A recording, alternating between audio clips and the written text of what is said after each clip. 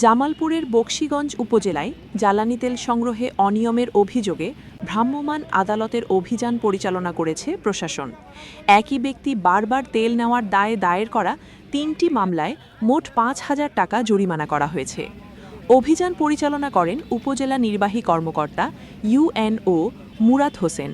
এ সময় প্রশাসনের পক্ষ থেকে তেল সরবরাহ স্বাভাবিক রাখা এবং অনিয়ম রোধে কঠোর নজরদারির কথা জানানো হয়।